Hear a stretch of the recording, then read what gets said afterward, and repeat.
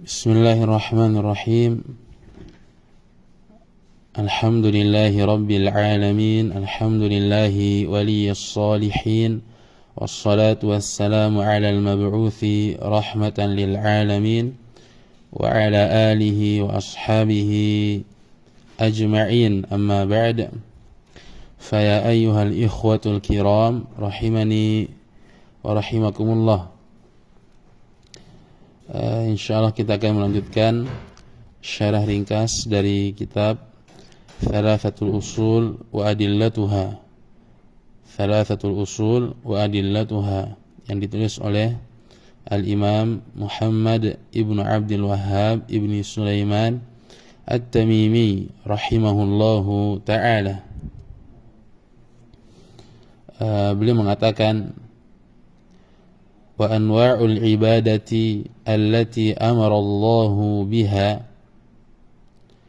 مثل الإسلام والإيمان والإحسان ومنه الدعاء والخوف والرجاء والتوكل والرغبة والرهبة والخشوع والخشية والإنابة والاستعانة والاستعاذة والاستغاثة والذبح والنذر وغير ذلك من أنواع العبادة التي أمر الله بها كلها لله تعالى.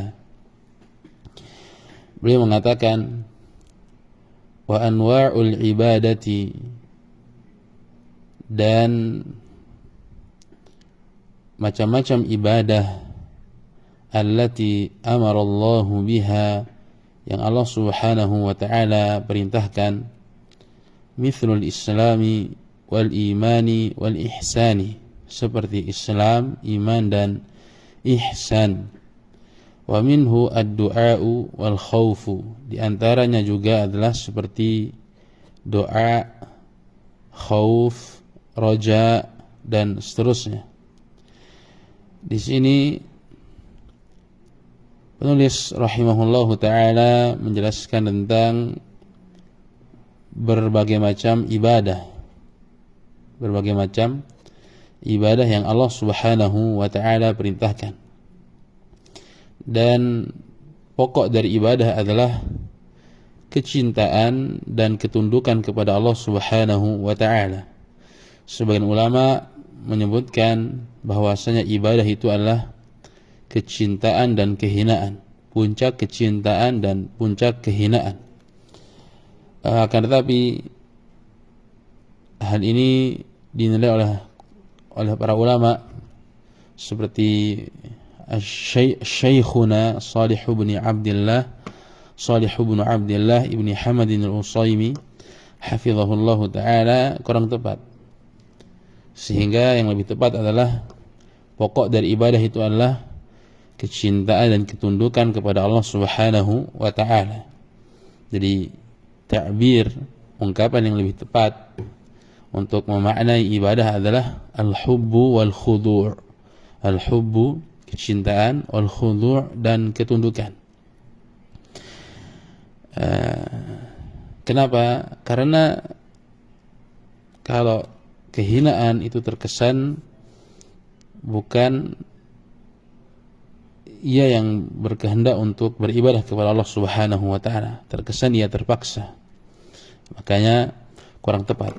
Kemudian beliau menyebutkan sebuah syair, wa ibadatur rahmani ghayatu hubbihi wa khudu'u qasidihi huma qutbani wa dhullu qaidun ma ata fi wahina wa syar'u qat'an akmalut tibyani.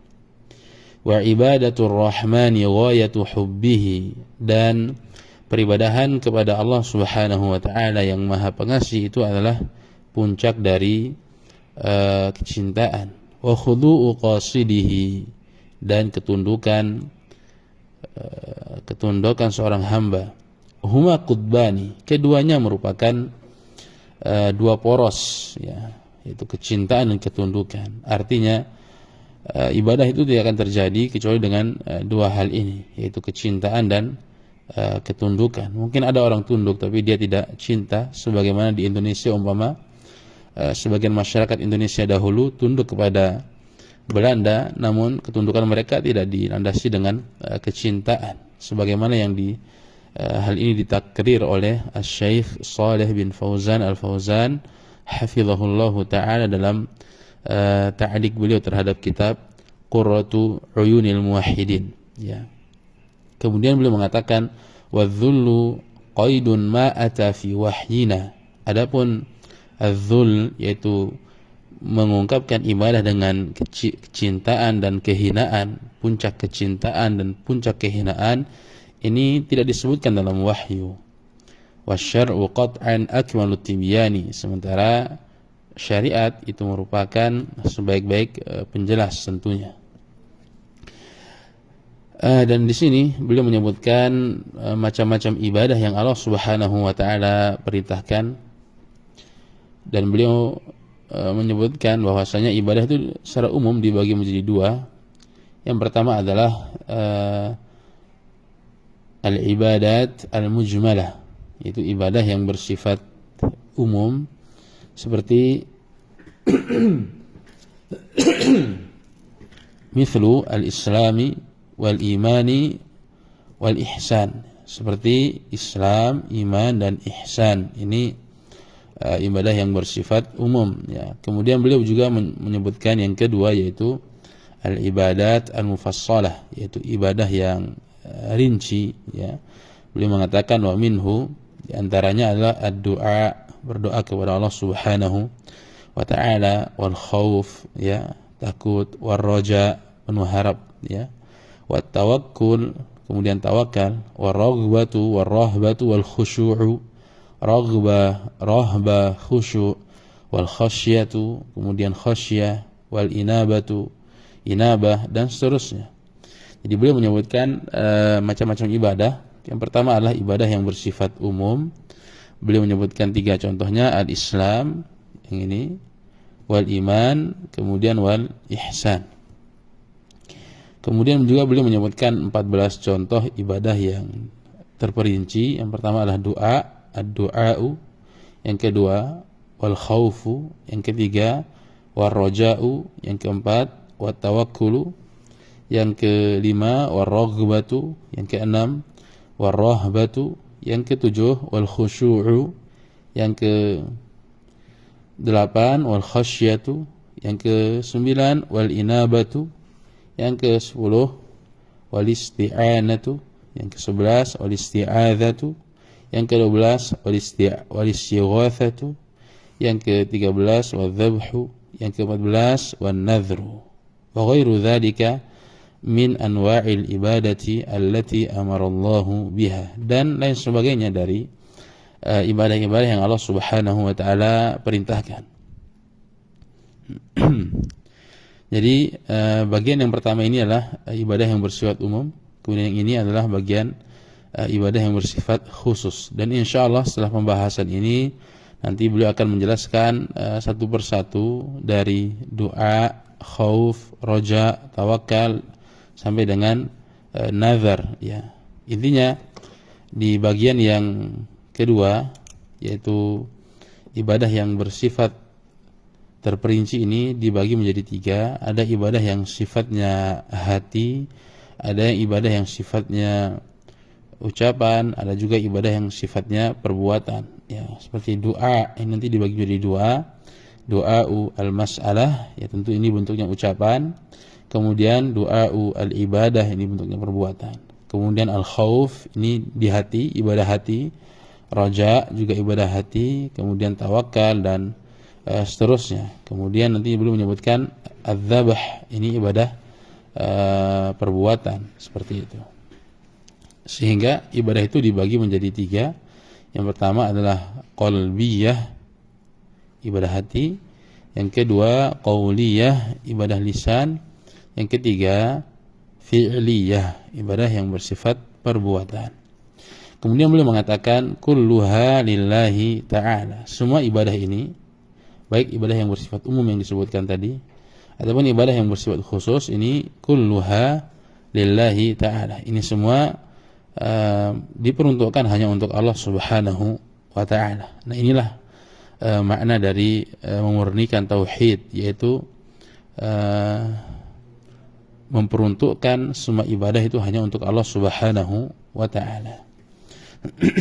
Kemudian beliau menyebutkan dalilnya, wa dalilu qauluhu ta'ala, dan dalilnya adalah firman Allah Subhanahu wa ta'ala yang ada dalam surat Al-Jin ayat yang ke-18. Allah Subhanahu wa ta'ala berfirman, wa annal masajida lillahi, dan sesungguhnya masjid-masjid itu lillahi, untuk Allah Subhanahu wa ta'ala.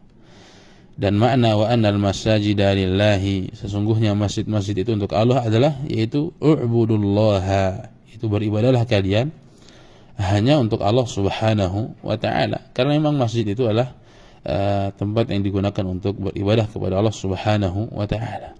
Beribadahlah kalian kepada Allah, fala tad'u ma'allahi ahada, dan janganlah kalian menyekutukan Allah Subhanahu wa ta'ala dengan sesuatu apapun. Ya, ahadan di sini adalah nakirah, di mana nakirah setelah kalimat yang positif atau kalimat yang negatif itu bermakna bermakna umum, ya.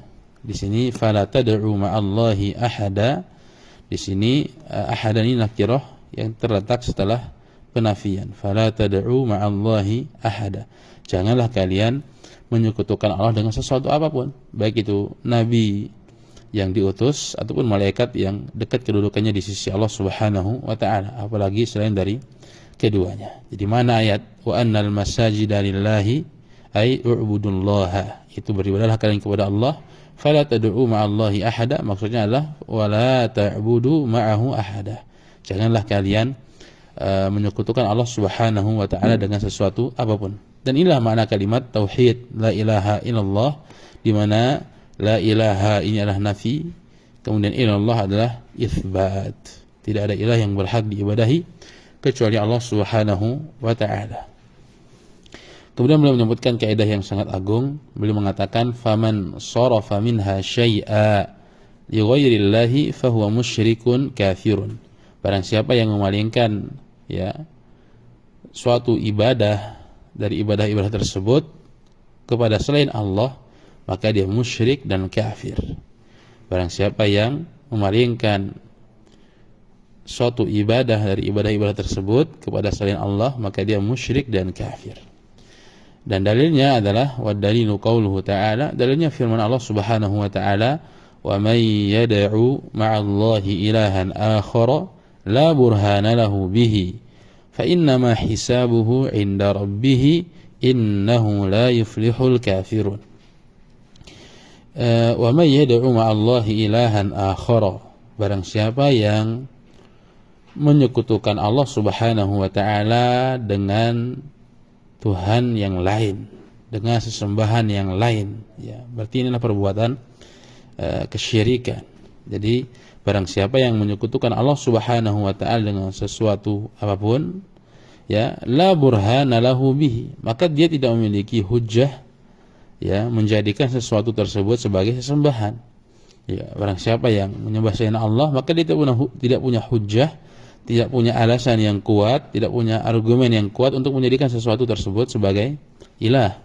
Seperti orang yang menyembah Isa, apa alasan mereka menjadikan Isa itu sebagai ilah, sebagai sesembahan? Tidak ada.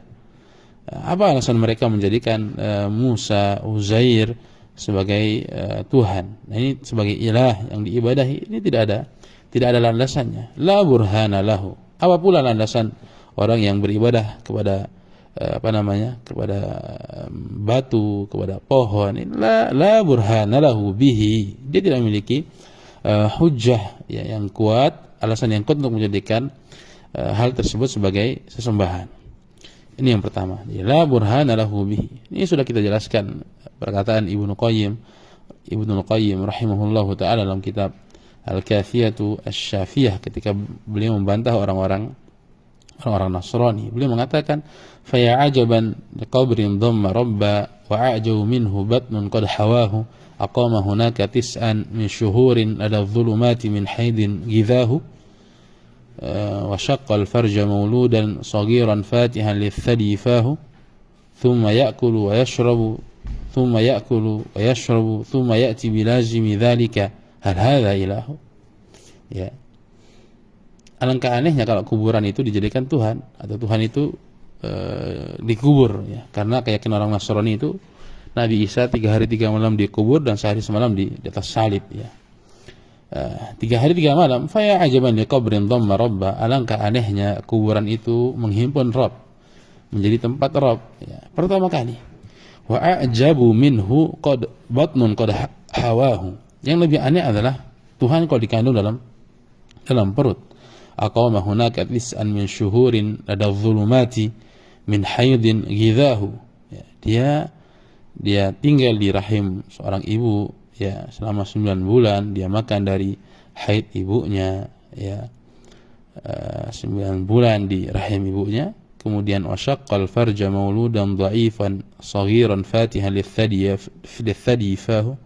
Kemudian dia lahir dari rahim ibunya dalam keadaan lemah, dalam keadaan kecil, lemah. Dia minum ASI dari ibunya. Thumma yashrabu thumma ya'kul wa yashrabu. Kemudian dia makan, dia minum, dia juga istirahat, dia juga melakukan aktivitas seperti aktivitas manusia lainnya. Thumma ya'ti bilazimi dzalika. Dia kemudian, ya, mengerjakan apa yang menjadi kelaziman dari manusia tersebut. Hal hadza ilahu. Apakah seperti ini pantas menjadi ilah? Ya, la burhana lahu bihi. Ya, Rasulullah SAW yang mengatakan demikian. La burhana lahu bihi. Ia tidak memiliki hujjah sama sekali menjadikan hal tersebut sebagai sesembahan. Yang kedua, fa innama hisabuhu inda rabbih. Sesungguhnya hisabnya di sisi Rabbnya, yaitu di sisi Allah Subhanahu wa ta'ala. Dia akan dihisab dengan hisab yang keras seperti itu. Kemudian Allah Subhanahu wa ta'ala menyebutkan innahu la yuflihul kafirun, sesungguhnya orang-orang kafir itu tidak akan mendapatkan keberuntungan. Jadi disebut innahu la yuflihul kafirun, disebut kafir. Siapa itu? Wa may yad'u ma'allahi ilahan akhar, barang siapa yang menyembah selain Allah Subhanahu wa ta'ala, menyekutukan Allah Subhanahu wa ta'ala. Naam, dia beribadah kepada Allah, cuman dia juga beribadah kepada selain Allah. Jadi enggak cukup hanya itsbat saja, tidak cukup hanya menetapkan peribadahan itu hanya untuk Allah, sampai orang itu kufur kepada sesembahan selain Allah Subhanahu wa ta'ala. Dan inilah makna yang sangat agung yang tersirat dalam kandungan-kandungan Al-Quran yang berbicara tentang tauhid.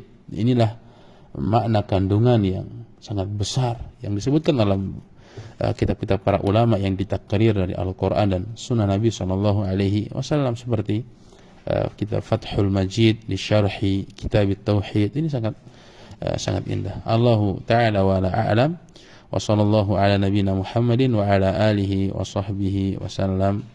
Narakum ala khairin insyaallah ta'ala. Barakallahu fikum.